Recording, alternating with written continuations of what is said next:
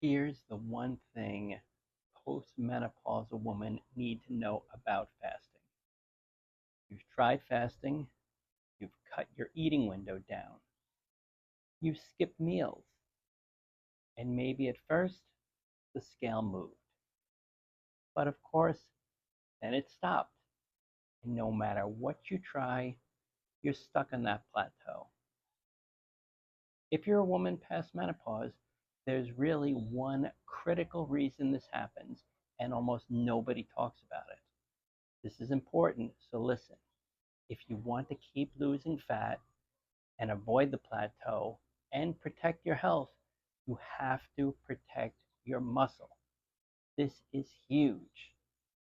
So, why does this matter after menopause? It's so important for this reason. After menopause, hormonal changes accelerate muscle loss. It just happens with age. Even if you've been active your entire life, your body naturally just starts breaking down muscle faster than it can replace it. This happens with guys too, but we're talking about women right now.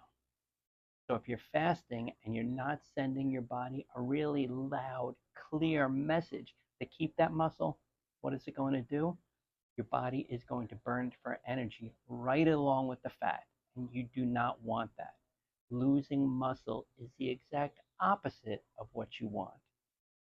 So, let's talk about muscle for a little bit, because muscle is just it's more than looks. It's important.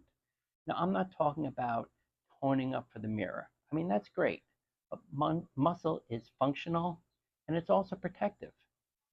But here's the key: when you have muscle, you pull in your bones. And every time you move, that pulling action, you know what it does? It keeps the bones strong and it stimulates bone density. After osteoporosis, after menopause, bone density is already under attack because of the lower estrogen. So you lose muscle at that same time as you're losing bone, osteoporosis risk shoots right up. And that's why you see so many women in their 60s and 70s, they're struggling with fractures, hip replacements, and very long recoveries. It's not just aging, it's a compound effect of bone loss and muscle loss. And you want to prevent that. So, what actually counts as protecting your muscle? How do you stop the process of losing the muscle? Three words: with resistance training. And cardio does not count here. I'm not knocking cardio. It's great for heart health, but Peloton rides, stair steppers, and long walks, they don't give your muscles the challenge they need to stay strong. And that is important. You need real resistance.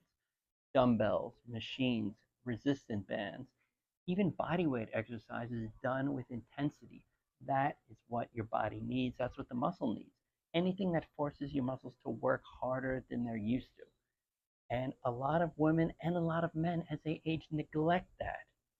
So my recommendation is easy: high intensity training. It's my favorite approach for resistance training. It's also known as HIT. Don't confuse that with HIIT. It's efficient, it's joint friendly, and you can get real results in a couple of short workout sessions a week. Now, the truth is, the exact method, it really matters less than the stimulus and the consistency.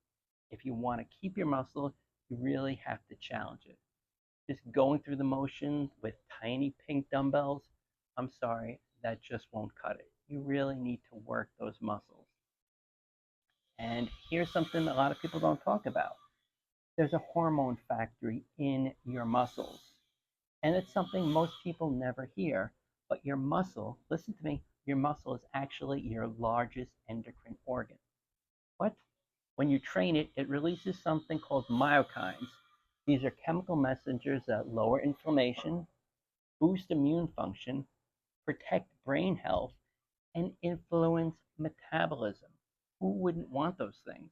So the more muscle you have, the more of these protective chemicals your body produces. So what does that mean? It means you're not just stronger, you're healthier from the inside out. Let that sink in. Muscle is not just physical, it's not just strength, it is a gland. So working out helps build the muscle, but you have to feed it. Having muscle is only part of the equation if you do not feed the muscle. Protein is your muscle's building block. Without enough, you won't just fail to build muscle, you will lose the muscle you already have. And that is a problem. One of my favorite people to quote is Dr. Gabrielle Lyon, and she specializes in muscle-centric medicine, and she recommends around 1 gram of protein per pound of ideal body weight. And this isn't in tiny little bites here and there, but in solid servings with your meals, and I agree with her. This isn't just about muscle growth, it's about maintenance. You want to maintain the muscle you've built. It's about giving your body what it needs to hold on to that muscle tissue. So I'm going to go over the bottom line, but I want you to just kind of process this now, how important muscle is. So the bottom line for postmenopausal women who fast, and this is important if you don't fast, but if you're fasting, it's imperative. If you're not lifting weights and you're not getting enough protein, you're setting yourself up for a few things. Muscle loss, it's going to happen, I'm sorry. Slowed metabolism, nobody wants that. Greater osteoporosis risk, again, not something anybody wants. And you're going to hit frustrating plateaus, and eventually you're going to gain weight. Fasting works best when you protect your muscle, especially at this age, men and women, 50 and over. This means strength training. This means adequate protein because muscle is the organ of longevity. It runs your metabolism, it stabilizes your blood sugar, it protects your joints, it protects your bones, and it keeps you functional for decades to come. So think about how important muscle is and how you think you're doing the right thing with fasting, but if you neglect it, that's a problem. So if you're postmenopausal and fasting, I'm going to give you a little checklist. Lift, push, pull, and challenge yourself. Get enough protein to recover and maintain your muscle, and use fasting as a support tool, not as your only strategy. And really, this is the exact kind of approach I walk people through in the book Fasting That Works. And if you want a ready-to-use plan, grab a copy of the book. It's right on Amazon. If you want step-by-step guidance, check out my toolkit and strategy guide. And if you need personal answers directly from me, book a $95 clarity call.